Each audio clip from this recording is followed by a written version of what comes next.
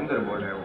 અંદર બોલાવવાથી મહેન્દ્ર દેસાઈ અમારા વિસ્તારની અંદર જેટલી ઇન્ડસ્ટ્રી ચાલે છે એમાં એનું ડિમોલેશન કરવા અરજી કરેલી. એક અમારા કાર્યકર્તાનું પટાણું મકાનનું ડિમોલેશન અરજી કરેલી. ત્યારે એ ડિમોલેશન થતાં અમારા કાર્યકર્તા દિલીપ નારોડા એના પટેલ અને કુમાર સાહેબની અહીંયા કુમાર સાહેબે કીધું ભાઈ હું ન એમાં કહી શકું, તમે મહેન્દ્ર દેસાઈ અરજી કરી છે, વરાછા ઝોનલ અધિકારી એવું કીધું મહેન્દ્રભાઈ દેસાઈ અરજી કરેલી છે, તમે એને મળો એ કહો તો અમે અટકાવી શકીએ.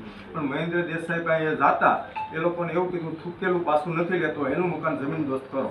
એનું પટેલનગરમાં ઇન્ડસ્ટ્રીનું મકાન જમીન દોસ્ત કરી 50 લાખનું નુકસાન કર્યું. બીજું મકાન જીએડીસીમાં એને ડિમોલેશન કરાવ્યું ત્યારે એ લોકોને એના ક્લાસનો વિદ્યાર્થી ધીરુભાઈ તળાવિયાનો છોકરો હતો. ધીરુભાઈ અમને એવું કીધું તમને ચૂંટણી વખતે અમે હારમાળા પહેરાવેલી છે, તમને મત અપાવેલા છે, તમારી કાર્યાલય આવી છે, અમારું મકાનનો બસાવ કરો, છતાં એનું બસાવ ન કર્યો.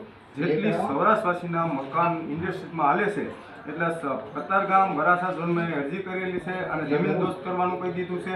એમ કે ઇન્ડસ્ટ્રીમાં અનલીગલી મકાન છે તો પોતાનું મકાન એક કામરેજ ઇન્ડસ્ટ્રીમાં હાલે છે તો એ અનલીગલી ગણાશે ને. હવે તો એનું મકાન તમે તપાસ કરો. તો આવી રીતે અમારી ઉપર એને મને એવો આરોપ માર્યો તમે મારું નામ લ્યો છો. મેં તારું સિંગલ નામ લીધું હોય તો મને એક વ્યક્તિ સાબિત કરશે. એ કેમ સાબિત હું નહીં કરી શકું એમ કરીને મારા ઉપર ઉગ્ર થઈને મને ખુરશી મારી, મને ફ્રેક્ચર કરેલું છે. મારા ધર્મપત્ની જયશ્રીબેન વોરા ને કોર્પોરેટરને હાથ મોડીને એને આંગળીમાં ફ્રેક્ચર કરેલું છે. અમારા બહેનની ઉપર ઈજા કરેલી છે, બહેનને મારેલા છે. અને એમ કહે છે ડૉક્ટર સર્ટી બતાવ, ડૉક્ટર શિરોયા અરવિંદભાઈ તારા મામા છે, ત્યાં જઈને તું ડૉક્ટરને પૂછશે આ ખોટા રિપોર્ટ છે. ખોટા રિપોર્ટ હોય તો હું તને સાબિત કરી દઉં. જા ડૉક્ટર શિરોયાને પૂછશે એમ કે ખોટા રિપોર્ટ છે.